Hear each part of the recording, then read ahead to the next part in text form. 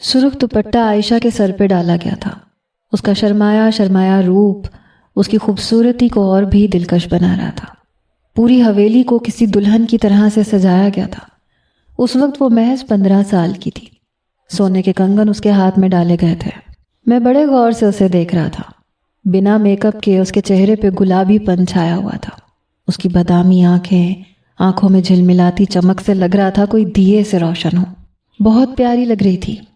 عورتوں کا جھمگٹا سا تھا جو اس کے گرد تھا، اور میں اس ہال نما کمرے کے دروازے کے کونے پہ کھڑا تھا۔ اپنی شہادت کی انگلی کے ناخن سے دروازے کے روغن کو کھرچ رہا تھا۔ دل بڑی زور سے دھک دھک کر رہا تھا۔ یہ کیا ہو رہا تھا؟ حویلی دلہن کی طرح کیوں سجی تھی؟ شاید اس وقت میری عمر 9 سال تھی، اس لیے سمجھ نہیں آ رہا تھا۔ پھر میں زیادہ عقل مند اور ذہین بھی نہیں تھا۔ سب خواتین کے بیچ میں عائشہ کھڑی ہوئی تھی۔ کوئی پھولوں کے ہار پہنا رہا تھا تو کوئی گلاب کے کلیوں کے گجرے اس کے ہاتھوں میں پہنا رہا تھا۔ تبھی اس کی نظر مجھ پہ پڑی۔ وہ مسکرائی، وہیں سے مجھے پکارا، عمر، ارے اتنی دور کیوں کھڑے ہو؟ ادھر آؤ نا میرے پاس۔ میں چھوٹے چھوٹے قدم اٹھاتا ہوا اس تک پہنچا۔ اس نے مجھے اپنے ساتھ اسی تخت پہ بٹھا لیا جہاں وہ بیٹھی تھی۔ سب خواتین شاید اپنی رسمیں ادا کر چکی تھیں، اس لیے اب اپنی اپنی جگہوں پہ بیٹھ کر باتوں میں مصروف تھیں۔ میں نے کہا، عاشی، یہ تم نے اتنے سارے ہار کیوں پہنے ہوئے ہیں؟ کہنے لگی، میرا رشتہ طے ہو گیا نا تمہارے شہرام بھائی سے۔ یہ کہتے ہوئے وہ شرمائی تھی۔ میں نے کہا، یہ رشتہ طے کیا ہوتا ہے؟ کہنے لگی، پگلے، میں تمہارے شہرام بھائی کی دلہن بن جاؤں گی نا۔ میں نے کہا، اچھا، تو کیا تم ابھی آدھی دلہن بنی ہو؟ وہ ہنسنے لگی۔ اس کی ہنسی بڑی اچھی تھی، بڑی پیاری، مجھے بہت اچھی لگتی تھی۔ کہنے لگی، ہاں، بہرحال مجھے یہ تو یاد نہیں کہ میرے ماں باپ کیسے تھے، کون تھے، کیونکہ میں بہت چھوٹا تھا جب میری ماں کو طلاق ہو گئی۔ میں عائشہ کی پھوپھو کا بیٹا تھا۔ میری پیدائش پر ہی میرے باپ نے میری ماں کو طلاق دے دی تھی، اور میری ماں کی شادی دوسری جگہ کر دی گئی۔ میرے باپ نے میری ماں کے ساتھ ساتھ شاید مجھے بھی طلاق دے دی تھی، کیونکہ میں نے سنا تھا کہ میرا باپ کہتا تھا، اسے بھی اپنے ساتھ لے کے جاؤ۔ میرے ماموں نے 6 مہینے کا بھی انتظار نہیں کیا اور میری ماں کی دوسری شادی کر دی۔ مسئلہ پھر شاید میرا رہ گیا۔ جب سگے باپ نے ہی نہ رکھا تو سوتیلا کیوں اپناتا؟ اس لیے میری ماں شادی ہوتے ہی دبئی جا بسی، اور ایسا بسی کہ کبھی کبھار واپس فون آ جاتا تھا۔ یہ سب باتیں مجھے ابھی 1 سال پہلے ہی پتہ چلی تھیں، ورنہ مجھے لگتا تھا کہ میں چھوٹے ماموں کا بیٹا ہوں۔ شروع سے بس کبھی یہ سمجھ نہیں آیا تھا کہ اگر میں چھوٹے ماموں کا بیٹا تھا تو مومانی مجھ سے پیار کیوں نہیں کرتی تھی، اپنے دونوں بیٹوں سے ہی چاہت کیوں دکھاتی تھی۔ میرے دونوں ماموں اور مومانیوں کو مجھ میں کوئی خاص دلچسپی نہیں تھی، بس میں ایک فالتو چیز کی طرح تھا، ایک یتیم مسکین جس پہ انہوں نے اتنا احسان کیا تھا کہ اچھے اسکول میں پڑھ رہا تھا۔ سب کھاتے تھے تو میں بھی کھا لیتا تھا۔ مجھے ابھی بھی یاد ہے، میرا کمرہ حویلی کے دوسرے بچوں کے کمرے کے مقابلے میں بہت چھوٹا تھا۔ شاید پہلے اسٹور روم تھا جہاں مومانیوں کے جہیز کی پیٹیاں رکھی ہوئی تھیں، لیکن جب میں 5 سال کا ہوا تو سب کو خیال آیا کہ اس کا کمرہ الگ ہونا چاہیے، کیونکہ میرے ماموں کے دوسرے بیٹے مجھے برداشت نہیں کرتے تھے۔ شاید انہیں لگتا تھا کہ میں اس قابل ہی نہیں ہوں کہ ان کے ساتھ سو سکوں یا بیٹھ سکوں۔ ہاں، شاید میں یتیم تھا اس لیے۔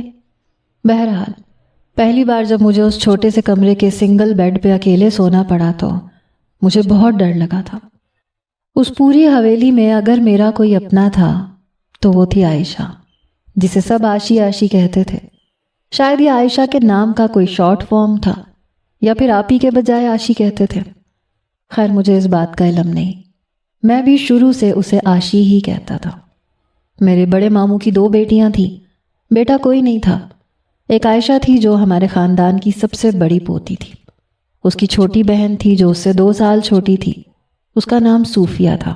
مجھے کچھ یاد ہے، جب میں نے ہوش سنبھالی تھی تو نانی بھی تھی، لیکن شاید ان کا جلد انتقال ہو گیا تھا۔ میرے دونوں ماموں اس بڑی حویلی کے مالک تھے۔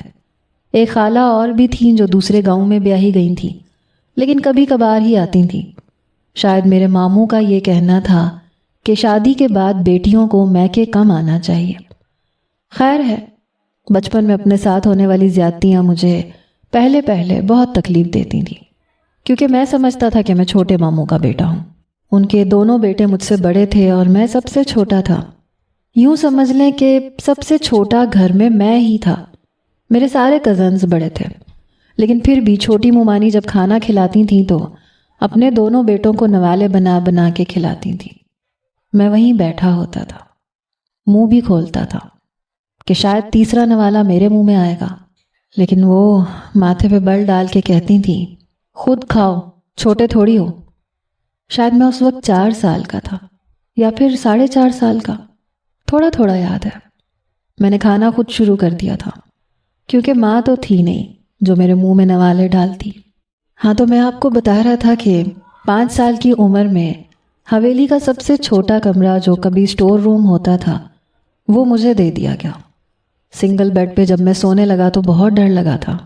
میں کمرے سے باہر آیا، حویلی کا صحن بہت بڑا تھا اور اطراف میں سب کے کمرے تھے۔ مجھے ڈر لگ رہا تھا، کوئی کتا بھی بھونکتا تو مجھے لگتا میرے ہی کمرے میں آ جائے گا۔ میں ڈرا سہما پتہ نہیں کیوں سب کے کمروں کو چھوڑ کر عائشہ کے کمرے کے دروازے تک آیا۔ میں نے دستک دی، جانتا تھا کہ یہ دروازہ میرے لیے بند نہیں ہوگا بلکہ کھل جائے گا، اور واقعی دوسری دستک پہ دروازہ کھل گیا۔ مجھے یوں روتا دیکھ کر، ڈرا ہوا دیکھ کر عائشہ کہنے لگی، عمر کیا ہوا تمہیں؟ میں اس کے ساتھ لپٹ گیا، رونے لگا۔ وہ پریشان ہوئی، کہنے لگی، کیوں رو رہے ہو، کیا ہوا ہے؟ وہ گھٹنوں کے بل بیٹھ گئی، مجھے اپنے ساتھ لگا لیا۔ میں نے کہا، ڈر لگ رہا ہے، بہت ڈر لگ رہا ہے۔ کہنے لگی، اچھا چلو میرے کمرے میں سو جاؤ۔ اس نے مجھے اپنے ساتھ اپنے بیڈ پہ لٹا لیا۔ میں سو بھی گیا کیونکہ اس نے ہاتھ پکڑ رکھا تھا۔ عجیب بات تھی، جب وہ میرے پاس ہوتی تھی تو ڈر نہیں لگتا تھا، لیکن صبح ہی صبح اس نے مجھے جگا دیا۔ کہنے لگی، اگر چچا کو پتہ چلا یا ابا کو پتہ چلا کہ تم میرے کمرے میں سوئے ہو تو بہت ڈانٹیں گے، جاؤ جا کر اسی اسٹور روم میں لیٹ جاؤ، اب تو دن چڑھ آیا ہے، تمہیں ڈر نہیں لگے گا۔ میں چپ چاپ اسی خاموشی سے اسی اسٹور روم میں جا کر لیٹ گیا۔ دن چڑھ آیا تھا، اس لیے مجھے واقعی ڈر نہیں لگا۔ میں رات کو ایسے ہی کرتا تھا، سب کے سو جانے کے بعد عائشہ کے کمرے کا دروازہ کھولتا اور اندر چلا جاتا۔ وہ سو رہی ہوتی تھی اور میرے لیے دروازہ کھلا چھوڑتی تھی، لاک نہیں کرتی تھی۔ میں بیڈ پہ بڑے آرام سے اس کا بازو سیدھا کرتا اور لیٹ کے سو جاتا۔ ایک بار کھانا کھاتے ہوئے میں نے کہا کہ امی، کھانا مجھے اپنے ہاتھ سے کھلائیں، میں آپ کے ہاتھ سے کھاؤں گا۔ میں چھوٹی مومانی کو امی کہتا تھا کیونکہ مجھے یہ لگتا تھا کہ میں ان کا بیٹا ہوں۔ کہنے لگی، ہٹو پیچھے، کیا تم ہر وقت تنگ کرتے رہتے ہو؟ میں نے کہا، کیوں، جب آپ اتنے بڑے یاسر بھائی اور فرحان بھائی کو کھانا کھلا سکتی ہیں تو میں تو چھوٹا ہوں، مجھے امی آپ کے ہاتھ سے کھانا ہے۔ کہنے لگی، تھپڑ لگاؤں گی تمہارے، پتہ نہیں خود تو اپنا گھر بسا کے بیٹھ گئی اور یہ مصیبت ہمارے گلے ڈال گئی۔ نہ باپ نے پوچھا نہ ماں کو پرواہ ہے، ہم رہ گئے ہیں ان کی اولادیں پالنے کے لیے۔ اس روز چھوٹی مومانی نے مجھے اس زور سے جھٹکا کہ میں کرسی سے ہی نیچے گر گیا۔ اسی وقت عائشہ باہر آئی، میں رو رہا تھا۔ وہ بھاگتی ہوئی میرے پاس آئی، کہنے لگی، چچی یہ کیا کر رہی ہیں؟ کہنے لگی، اس کو بولو میرے پاس مت آیا کرے۔ امی امی نہیں ہوں میں اس کی ماں، کیوں کہتا ہے مجھے امی؟ عائشہ نے مجھے اٹھایا، کرسی پہ بٹھا کے میری برابر والی کرسی پہ بیٹھ گئی، میرے آنسو صاف کیے۔ کہنے لگی، کھانا میں تمہیں کھلا دیتی ہوں، تم چچی کو کیوں تنگ کرتے ہو؟ میں نے کہا، امی مجھ سے پیار نہیں کرتی عاشی، مجھے اپنے پاس نہیں آنے دیتی، مجھے اپنے ساتھ بھی نہیں لگاتی۔ اب یاسر بھائی اور فرحان بھائی بھی تو کتنے بڑے ہیں، ان کو اپنے ساتھ لگاتی ہیں، میرا بھی دل چاہتا ہے امی مجھ سے پیار کریں۔ میں روتے ہوئے کہہ رہا تھا۔ وہ کہنے لگی کہ ابھی تم چھوٹے ہو نا، تمہیں ان باتوں کا پتہ نہیں ہے، میں تمہیں بتا بھی دوں گی تو تمہیں پتہ نہیں چلے گا۔ بہرحال وہ سب سے بڑی تھی، اس لیے سب بچوں کو ٹیوشن بھی وہی پڑھاتی تھی، اور میں سب بچوں میں سب سے کن ذہن تھا۔ نہ جلدی لکھنا آتا تھا، نہ پڑھنا آتا تھا۔ یوں سمجھیں کہ میرا ہاتھ پکڑ کر مجھے لفظ لکھنا عائشہ نے سکھایا تھا۔ کبھی مجھے ڈانٹا نہیں تھا، کبھی مارا نہیں تھا۔ میں ایک سوال 10 بار کرتا تھا اور وہ 10 بار جواب دیتی تھی، اور میں 10 بار بھول جاتا تھا، اور پھر جب 11ویں بار اپنا سر کھجاتے ہوئے کہتا تھا، آشی میں بھول گیا، تو وہ مجھے غصے سے دیکھتی تھی، لیکن ڈانٹتی پھر بھی نہیں تھی۔ پھر پیار سے سمجھانے لگتی تھی۔ یوں ہی وقت گزرنے لگا۔ وہ 15 سال کی ہوئی تو میں حیران تھا جب اس کی خالہ نے ہماری حویلی آنا تھا اور حویلی کو دلہن کی طرح سجایا گیا۔ مجھے یہ سمجھ ہی نہیں آ رہی تھی کہ آج حویلی کو اتنا سجایا کیوں جا رہا ہے۔ پھر پتہ چلا کہ عائشہ کا رشتہ اس کے خالہ زاد شہرام سے طے ہو گیا ہے۔ حالانکہ اس کی خالہ پہلے بھی کئی بار آتی تھیں، لیکن حویلی تو یوں نہیں سجتی تھی۔ شہرام کو بھی میں جانتا تھا، عائشہ سے 2 سال بڑا ہوگا یا 3 سال۔ جب بھی وہ آتا تھا میں نے عائشہ کے چہرے پہ شرم کے کئی رنگ دیکھے تھے جو مجھے بڑے اچھے لگتے تھے۔ وہ آتا تھا تو اس کے سامنے نہیں جاتی تھی۔ شاید یہ شروع سے ہی طے تھا کہ وہ اس کی ہے، اور وہ جانتی بھی تھی۔ تبھی جب اس کی خالہ آتی تھی تو وہ کمرے میں بیٹھ جاتی تھی۔ میں کہتا تھا عاشی تم باہر کیوں نہیں آتی؟ ارے سب کھانا کھا رہے ہیں، تم اندر بیٹھی ہو، باہر چلو مجھے اپنے ہاتھوں سے کھانا کھلاؤ۔ کہنے لگی میں نہیں جا سکتی، باہر وہ آئے ہیں۔ میں نے کہا وہ کون آئے ہیں؟ کہنے لگی تمہیں نہیں سمجھا سکتی، جاؤ نا عمر، تنگ نہیں کرو، آج خود کھا لو۔ میں نے کہا نہیں میں پلیٹ اندر لے آتا ہوں، تم کھلاتی ہو تو اچھا لگتا ہے۔ میں اپنے کھانے کی پلیٹ بھر کے اندر لے آتا تھا، وہ مجھے کھلاتی، میں اسے کھلا دیتا۔ بس میرے لیے سب کچھ عائشہ تھی، کیونکہ مجھے پیار ہی اسی سے ملا تھا۔ ایک بار میں نے دیکھا وہ شہرام کی تصویر دیکھ رہی تھی، ساتھ میں مسکرا رہی تھی۔ مجھے زور کا دھچکا اس وقت لگا جب اس نے شہرام کی تصویر پر اپنے لب رکھ دیے۔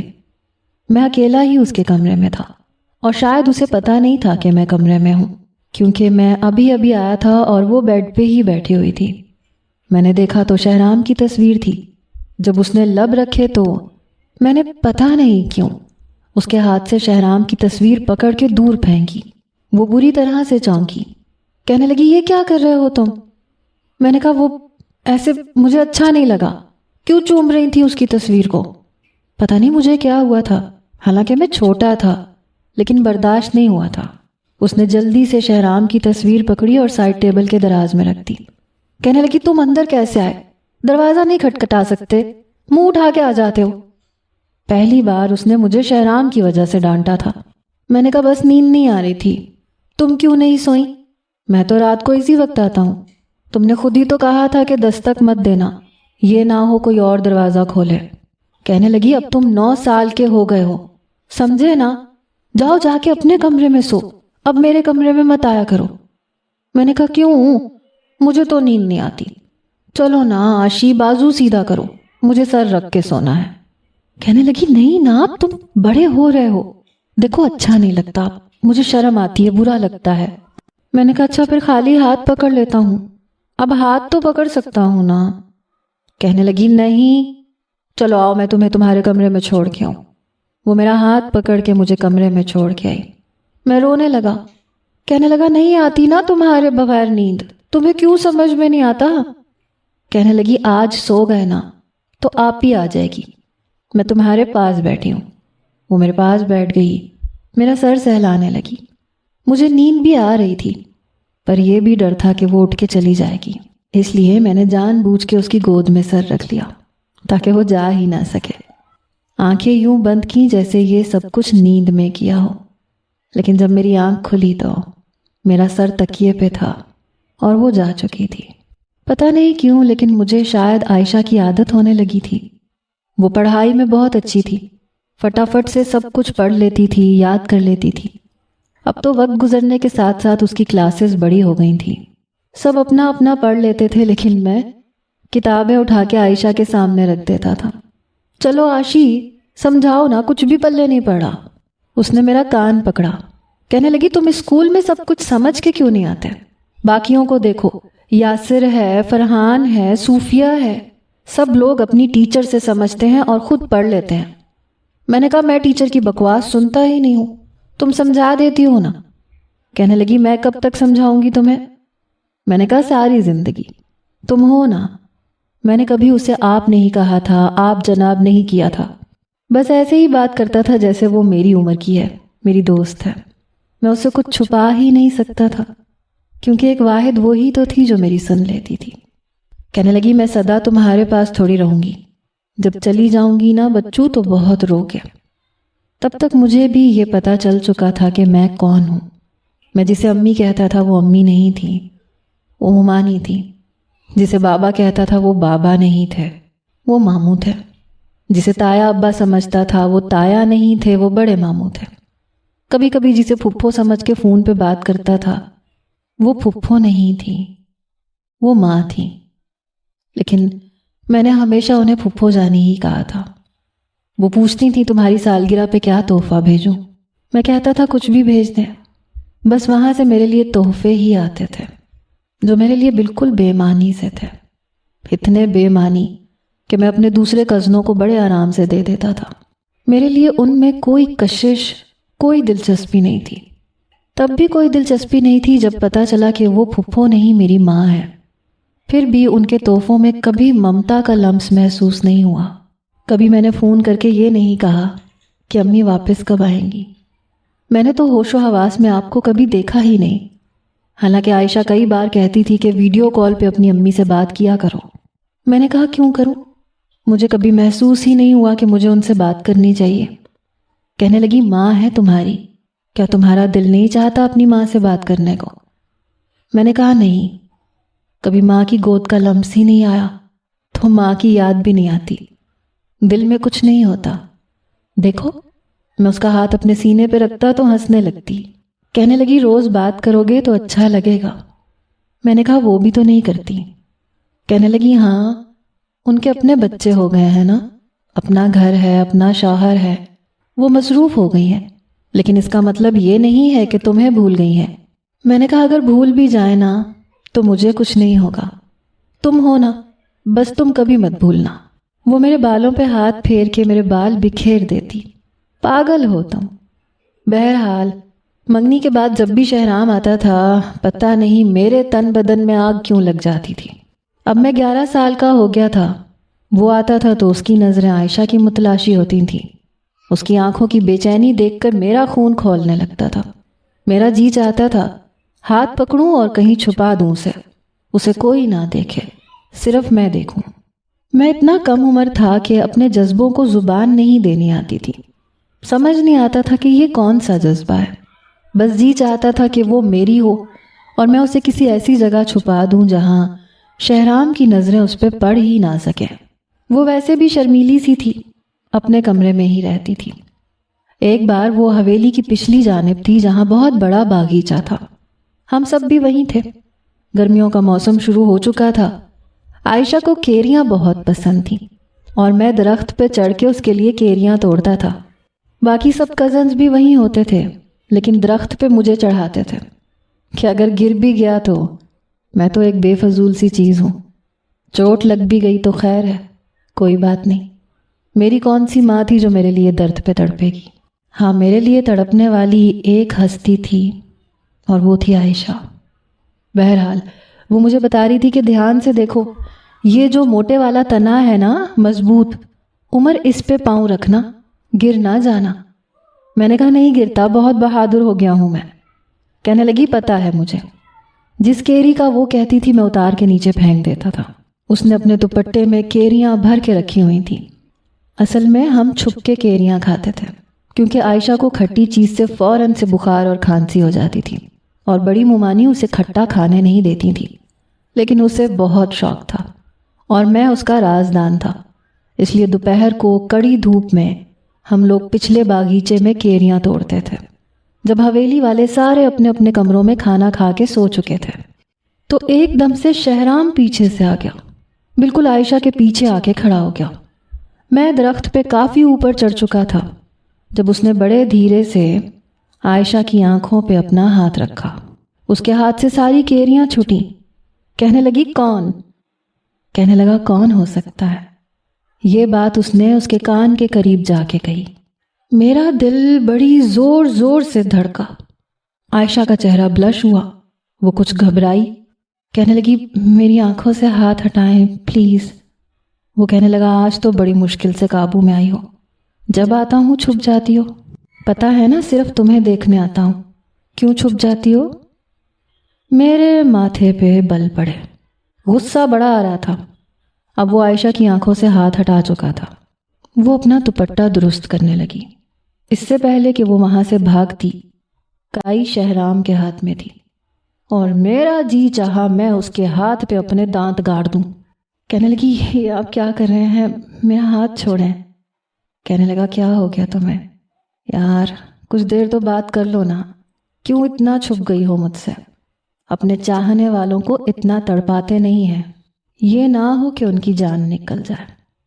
یہ سنتے ہی عائشہ نے اس کے ہونٹوں پہ ہاتھ رکھا، پھر جلدی سے ہٹا بھی لیا۔ وہ ہنسنے لگا۔ میں نے کہا عائشہ مجھے نیچے اتارو۔ میرے چلانے پہ شاید شہرام کو احساس ہوا کہ میں بھی وہاں موجود ہوں۔ شہرام عائشہ سے کہنے لگا رہنے دو، اس کو اوپر ہی لٹکا رہنے دو۔ پھر اپنی جیب سے اس نے شاید سونے کی بالیاں نکالی۔ کہنے لگا تمہارے کانوں میں پہنانا چاہتا ہوں۔ میں نہیں چاہتا تھا وہ میری عائشہ کو چھوئے یا اس کے قریب ہو۔ عائشہ کہنے لگی میں خود پہن لوں گی، آپ پلیز رہنے دیں، کوئی آ گیا تو کتنی بری بات ہو جائے گی۔ شہرام کہنے لگا میں تو اپنے ہاتھوں سے پہناؤں گا، تب ہی چھوڑوں گا، پلیز عائشہ۔ شاید وہ مان گئی۔ تب میں نے یہ نہیں دیکھا کہ چوٹ کہاں لگے گی، میں نے درخت سے چھلانگ مار دی۔ بڑی زور سے میں نیچے گرا۔ یہ دیکھ کے عائشہ بھاگتی ہوئی میرے پاس آئی۔ مجھے لگا شاید میری ٹانگ کی ہڈی ٹوٹ گئی، بہت شدید درد تھا۔ میں رونے تڑپنے بلکنے لگا۔ شہرام کہنے لگا یہ کیا کیا تم نے، ارے ایسے اترتے ہیں کیا؟ میں روئے جا رہا تھا۔ عائشہ کہنے لگی دیکھا نا آپ نے، بچے کو چوٹ لگا دی۔ وہ میرے پاس بیٹھ گئی۔ شہرام نے گہری سانس لی۔ وہ بالیاں آہستہ سے عائشہ کی ہتھیلی پہ رکھ کے مجھے گود میں اٹھا کے اندر لے گیا۔ میرے رونے کی آواز پہ سب کے کمروں کے دروازے کھلے، لیکن کسی کے چہرے پہ تڑپ نہیں تھی۔ بس سب یہی کہہ رہے تھے کہ یہ کیا ہو گیا۔ کسی نے مشورہ دیا دوپہر میں بندروں کی طرح درخت پہ چڑھ کے کیریاں اتارے گا۔ کمبخت نے ہمارا جینا دو بھر کر دیا، کبھی کوئی شرارت کرتا ہے کبھی کوئی شرارت کرتا ہے۔ اسکول سے کم شکایتیں آتی ہیں کہ پڑھنے میں نکما ہے، اور اب ٹانگ توڑوا کے بیٹھ گیا۔ چھوٹی ممانی کو تو جیسے موقع مل گیا۔ شاید میرے پاؤں پہ موچ آئی تھی، پورے پاؤں میں سوجن تھی۔ میں تڑپے جا رہا تھا، روئے جا رہا تھا۔ عائشہ کے کہنے پہ شہرام ہی مجھے ڈاکٹر کے پاس لے کے گیا۔ ڈاکٹر نے پلستر باندھ دیا۔ کہنے لگا کہ کسی جراح کو دکھاؤ، لگ رہا ہے موچ آئی ہے، ٹھیک ہو جائے گی۔ بہرحال شہرام ہی مجھے گود میں اٹھا کے واپس لایا، مجھے میرے کمرے کے بیڈ پہ لٹا دیا۔ انجیکشن کا اثر تھا کہ درد کچھ کم ہوا، لیکن میں روئے جا رہا تھا۔ شہرام واپس جا چکا تھا۔ عائشہ میرے سرہانے بیٹھی آنسو بہا رہی تھی۔ کہنے لگی سارا قصور میرا ہے۔ میں نے کہا نہیں عاشی، اس کمینے شہرام کے بچے کا قصور ہے، اللہ کرے اس کی بھی ٹانگ ٹوٹ جائے۔ میرے اندر کی کڑواہٹ میرے لبوں پہ آئی۔ عائشہ کا میرے سر پہ چلتا ہوا ہاتھ پیچھے ہٹا۔ کہنے لگی عمر بری بات ہے، یہ کیا کہا ہے تم نے؟ اللہ نہ کرے انہیں کچھ ہو۔ اس کی شہرام کے لیے تڑپ مجھ سے برداشت نہیں ہو رہی تھی۔ میں نے اس کا ہاتھ پکڑا اور اپنے سر پہ رکھا۔ میں نے کہا نیند آ رہی ہے، بہت درد ہو رہا ہے، بہت درد ہو رہا ہے۔ میں چاہتا تھا بس وہ میری بات کرے۔ اس کی آنکھوں میں آنسو اگر آئیں تو میری وجہ سے آئیں، وہ مسکرائے تو میری وجہ سے مسکرائے۔ بس ایسے ہی چھوٹی چھوٹی خواہشیں تھیں، زیادہ بڑی تو نہیں تھی۔ بہرحال میں سو چکا تھا۔ عائشہ 12ویں جماعت میں تھی جب شہرام کو مزید تعلیم حاصل کرنے کے لیے اور جاب کرنے کے لیے اٹلی جانا تھا۔ تب پہلی بار میں نے عائشہ کو بے تحاشا روتے دیکھا۔ روئے جا رہی تھی۔ میں نے کہا کیا ہوا ہے تمہیں؟ کہنے لگی وہ جا رہے ہیں، پورے 5 سال بعد واپس آئیں گے۔ میں نے کہا تو دفع کرو، اچھا ہے ہر اتوار کو منہ اٹھا کے ہماری حویلی میں آ جاتا ہے۔ میری بات سن کے اس نے مجھے گھور کے دیکھا۔ کہنے لگی اس طرح سے نہیں کہتے عمر، تمہیں تو کبھی کچھ نہیں کہا اس نے، تمہیں کچھ کہا ہے کیا؟ میں نے کہا تم سے تو کہتا ہے نا، مجھے وہ بہت برا لگتا ہے۔ کہنے لگی بس کر دو، ہر چیز کی ایک حد ہوتی ہے۔ میں نے اس کے آنسو صاف کیے۔ میں نے کہا اچھا نا، رو تو نہیں نا، تمہارے رونے سے رک تھوڑی جائے گا۔ اس کی خالہ اور شہرام باہر ہی کھڑے تھے، ملنے آئے تھے۔ عائشہ کہنے لگی ایک کام کرو گے عمر؟ میں نے کہا 2 کروں گا، بتاؤ کیا کرنا ہے۔ اس نے اپنی ایک تصویر مجھے دی۔ کہنے لگی یہ چپ چاپ شہرام کو دے دینا، چلو وہاں ہوں گے تو مجھے دیکھ تو سکیں گے۔ اس دور میں موبائل وغیرہ نہیں تھے اور ٹچ موبائل کا تو سوال ہی پیدا نہیں ہوتا تھا۔ مجھے برا تو بہت لگا۔ میں نے کہا اچھا لاؤ دو۔ میں تصویر لے کے باہر گیا۔ شہرام کی نظریں دروازے تک ہی کھڑی ہوئی تھیں۔ میں نے چپ چاپ تصویر اپنی جیب میں ڈال لی۔ میں بھلا اپنی عائشہ کی تصویر اس کو کیوں دیتا؟ ہو سکتا ہے وہ تصویر کو چومتا، اور میں یہ برداشت نہیں کر سکتا تھا کہ کوئی میری عائشہ کو ہاتھ بھی لگائے۔ ایسے ہی تو اپنی ٹانگ نہیں توڑوا لی تھی نا۔ انسان یوں ہی کسی کے لیے ٹانگ نہیں توڑواتا۔ جو شخص بہت زیادہ اہمیت رکھتا ہے، دل کے بہت قریب ہوتا ہے، ہمارے لیے ہمارا سب کچھ ہوتا ہے، اسی کے لیے یہ سب کچھ کیا جاتا ہے۔ بہرحال وہ جا چکا تھا اور میں بہت خوش تھا، بہت زیادہ خوش تھا۔ بہرحال وقت گزرنے لگا۔ جب عائشہ نے BCom کمپلیٹ کیا تو بڑے ماموں سے کہنے لگی کہ وہ یونیورسٹی میں پڑھنا چاہتی ہے۔ بڑے ماموں نے کہا نہیں بس پڑھائی ختم کرو، لیکن وہ کہنے لگی بابا مجھے آگے پڑھنا ہے۔ پہلے تو بڑے ماموں نے انکار کیا، لیکن پھر بڑی ممانی کہنے لگی کہ شہرام کو بھی ابھی آنے میں 2-3 سال ہے، ابھی تو اس کی پڑھائی ختم ہوئی ہے، جاب کرے گا، تب تک بچی کیا کرے گی، پڑھنے دو اسے، جیسے ہی وہ آئے گا ہم پڑھائی چھڑوا دیں گے۔ بڑے ماموں مان گئے۔ اب وہ صبح سویرے اٹھتی تھی کیونکہ ہمارا گاؤں شہر سے 1-1.5 گھنٹے کی مسافت پر تھا۔ وہ پڑھنے میں بہت اچھی تھی، بہرحال شاید BBA کر رہی تھی۔ گاؤں میں صرف لڑکیوں کا کالج ہی تھا، کوئی یونیورسٹی نہیں تھی۔ ماموں نے شہر میں داخلہ تو کروا دیا تھا لیکن گرلز یونیورسٹی میں۔ کہتے تھے کہ لڑکوں کے ساتھ پڑھنے کے حق میں نہیں ہوں۔ وہ جب یونیورسٹی سے واپس آتی تھی تو بہت تھکی ہوئی ہوتی تھی۔ کھانا کھا کے کچھ دیر آرام کرتی تھی کیونکہ رات کے کھانے کی ذمہ داری بڑی ممانی نے اسی کی لگا دی تھی۔ سب لوگ اپنی اپنی زندگیوں میں آگے بڑھنے لگے، لیکن میں وہیں تھا۔ میں بڑا ہونا ہی نہیں چاہتا تھا۔ کتابیں لے کے عائشہ کے سامنے کتابیں پھیلا کے بیٹھ جاتا تھا۔ وہ کہنے لگی اب تو خود پڑھ لیا کرو۔ میں نے کہا نہیں نا، تم پڑھاؤ، تم سمجھاتی ہو تو اچھا سمجھ میں آتا ہے۔ وہی ہر بار کا جملہ۔ وہ چڑ کے کہنے لگی یہ اچھا بہانہ ہے تمہارا۔ میں اس وقت 9ویں جماعت میں تھا، لیکن پھر بھی وہ مجھے رٹے لگواتی تھی، پھر جا کے میں اچھے نمبروں سے پاس ہو جاتا تھا، یہی B گریڈ سے۔ بس اس سے اوپر میری چھلانگ کبھی لگتی ہی نہیں تھی، اور اس پہ بھی میں یوں خوشیاں مناتا جیسے میں نے پتہ نہیں کون سا کارنامہ انجام دے دیا ہو۔ حالانکہ سب کزنز میں سب سے گندا گریڈ میرا ہوتا تھا۔ انہی دنوں چھوٹے ماموں نے اپنے بڑے بیٹے یاسر کے لیے صوفیہ کا رشتہ مانگ لیا۔ ہمارے ہاں شاید لڑکیوں کی منگنیاں جلدی کر دی جاتی تھیں۔ عائشہ کی بھی 15 سال کی عمر میں کر دی گئی تھی، لیکن صوفیہ کی تو چلو پھر اس وقت ہوئی جب وہ 12ویں-13ویں میں پڑھتی تھی، لیکن سننے میں یہی آیا تھا کہ بات شروع سے طے تھی۔ بہرحال منگنی ہونے کی دیر تھی کہ میں نے نوٹ کیا کہ صوفیہ اب یاسر بھائی کے سامنے نہیں آتی۔ بہرحال میرا وقت بہت اچھا گزر رہا تھا۔ جب عائشہ کچن میں کھانا بنا رہی ہوتی تو میں باورچی خانے میں ہوتا۔ وہ کہتی میرے سر پہ کیوں سوار ہو جاتے ہو، جاؤ یہاں سے۔ میں نے کہا میرے لیے بھی کوئی اچھی سی چیز بنا دو۔ کس سے فرمائش کروں میں، میری فرمائش کا کبھی کچھ نہیں بنتا۔ میری بات پہ کہنے لگی اچھا بتاؤ کیا کھاؤ گے۔ میں نے کہا وہی بریانی۔ کہنے لگی اچھا ٹھیک ہے، تمہارے لیے بنا دیتی ہوں۔ مجھے اس کی یہ بات بہت اچھی لگتی تھی، کبھی انکار نہیں کرتی تھی، بنا کہے میرے سارے کام کر دیتی تھی۔ جب میں اسکول کے لیے صبح اٹھتا تھا تو میرا یونیفارم استری کیا ہوا رکھا ہوتا تھا، میرے لیے ناشتہ بنا ہوا ڈھکا ہوا ہوتا تھا، اور وہ بھی میرے کمرے میں۔ دودھ کا 1 گلاس، 1 بوائل انڈا، ساتھ میں سلائس، جیم، مکھن، سب کچھ رکھا ہوتا تھا۔ وہ یونیورسٹی جانے سے پہلے میرا ناشتہ تیار کر کے میرے کمرے میں رکھ کے جاتی تھی۔ جانتی تھی کہ صبح صبح کوئی اٹھ کے مجھے ناشتہ بنا کے نہیں دے گا۔